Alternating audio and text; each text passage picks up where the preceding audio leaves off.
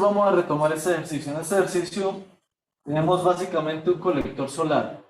Un colector solar, para los que pues, no están familiarizados con el término, es diferente al panel solar. ¿Sí? Muchas personas lo confunden, creen que es lo mismo. No, el panel solar es un dispositivo que coge la radiación solar y la convierte en energía eléctrica. ¿Sí? El colector solar coge la energía solar, la radiación, y la usa de forma térmica, la usa para calentar agua, calentar un fluido. ¿Sí? En algunos casos hasta para cambiar de fase el fluido, como una caldera solar. ¿Sí? Entonces, de esa manera, digamos, uno puede aprovechar la energía de la radiación solar para generar pues cambios de fase, ¿sí? Sin gastar en combustible ni contaminar. O como un calentador de agua básico, ¿sí? Aquí no son muy comunes, pero pues aquí en Bucaramanga, pero uno en Boyacá sí los ve mucho. Por lo menos pues cuando hace poco fui a Paipa, a toda esa zona, vi que en varias fincas tienen colectores solares. Entonces, allá pues por el frío, pues, sale más económico usar este tipo de dispositivos. Entonces, lo único que hacen es pues reciben la energía. Este es el más básico, que es el de placa plana. Recibe la energía, se calienta la lámina, ¿sí? Calienta esta lámina, está muy bien aislado, entonces el calor viaja a un solo lugar, a los tubos con agua. Pero pues hay una pérdida pequeña aquí por convección. ¿Sí? En algunos casos, lo que hacen es ponerle un vidrio encima y le hacen un vacío, un pequeño vacío, tampoco algo así exagerado. Le bajan un poco, le sacan un poco el aire que hay aquí dentro, ¿sí? Que queda aquí dentro, para disminuir aún más la tasa de transferencia de calor por convección. ¿Sí? Esos pues obviamente son más costosos. El más barato y el casero pues es esto, una lámina pintada de negro, una lámina absorbente que pues, se calienta a alta temperatura y envía el calor a los tubos. El análisis matemático de esta es básicamente, esa lámina normalmente es muy delgada, 1 milímetro, ¿sí? Normalmente es de aluminio o de algún material o de acero, ¿sí? De 1 milímetro de espesor para que no quede muy pesada. Entonces ella absorbe la energía y la envía, ¿en qué sentido? En este sentido. Por conducción en este sentido y en este sentido. Forma longitudinal. Entonces estamos teniendo una aleta que se comporta como una aleta, en la cual el calor viaja en este sentido o en este sentido, donde este punto medio es el punto máximo, ¿cierto? O sea, si tuviéramos aquí una distribución de temperaturas, sería algo así, ¿sí? Como una cúpula, ¿sí? Entonces llega un punto en el que ya no hay más. Entonces por eso es que aquí digamos que se invierte la dirección del calor, como si hubiera un aislante, digámoslo de esa manera. Entonces la letra la vamos a analizar como que este punto es la base, este punto es la base y este punto es la punta, ¿sí? Y aquí pues al otro lado es lo mismo, es una aleta, pues se va repitiendo, ¿cierto?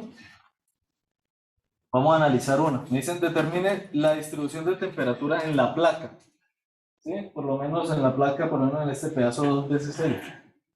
El resto se repite y se repite y se repite y se repite, ¿cierto? Entonces, vamos a ver cómo lo vamos a analizar. Entonces empezamos aquí entendiendo cómo es. Yo tengo mi aleta aquí con mi temperatura máxima en X igual a 0, mi temperatura mínima P sub 0 en X igual a L, y una profundidad que yo me invento para poder solucionar el ejercicio. Una profundidad que lo voy a llamar Z.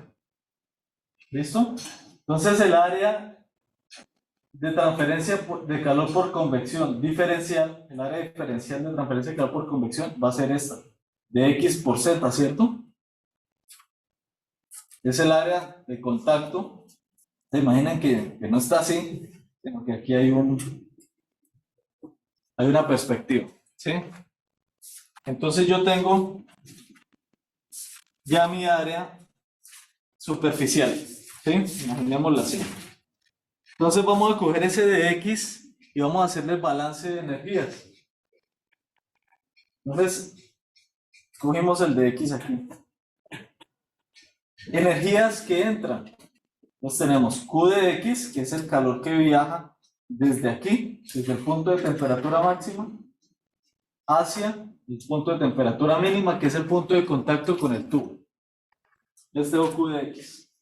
Calor de convección, solamente por la parte superior, que es la parte que está en contacto con el aire. ¿Sí? Y diferencial del calor de radiación. ¿Sí? ¿Por qué diferencial? Porque está multiplicado por un área diferencial. ¿Sí? Ese calor es la magnitud del calor en función del área, vatios metro cuadrado, por un diferencial de área. ¿Listo? Entonces, tengo el diferencial del calor del sol que está entrando, diferencial del calor por convección que está saliendo, solo por la parte superior. Nosotros en todas las aletas que veníamos haciendo teníamos arriba y abajo. En este caso solo arriba, porque la parte inferior está bien aislada.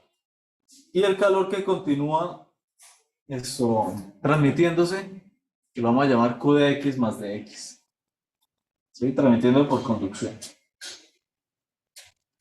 Entonces, balance de energía de nosotros va a ser calor de entrada menos calor de salida, más calor generado igual a 0. En este no tenemos calor generado, solo balance de energías de entrada y salida. Entonces nos queda de esa manera. Y empezamos a sacar los calores de entrada. Entonces, calores de entrada que tenemos, Q de X que está ingresando. Y tenemos el diferencial del calor del sol, que no es más que Q del sol radial, en función del área, por el diferencial del área superficial, que era lo que yo ahorita les había dicho. ¿Listo? Calor de salida entonces tenemos que es el diferencial del calor por convección más Q de X de X. ¿Listo? Entonces, ¿qué es en otros términos Q de X? Calor de salida. Calor de salida va a ser Q de X más de X, ya sabemos que es Q de X más de Q de X por dx más el calor de convección, coeficiente de transferencia de calor, por diferencial del área superficial, por la temperatura en el punto, por la diferencia de temperatura en el punto de medida, esto es T de X, es variable con X, menos T infinito, que es constante, y T de ambiente, ¿sí? Es una sola, dada. ¿Listo? Entonces ahora lo que vamos a hacer es plantearlo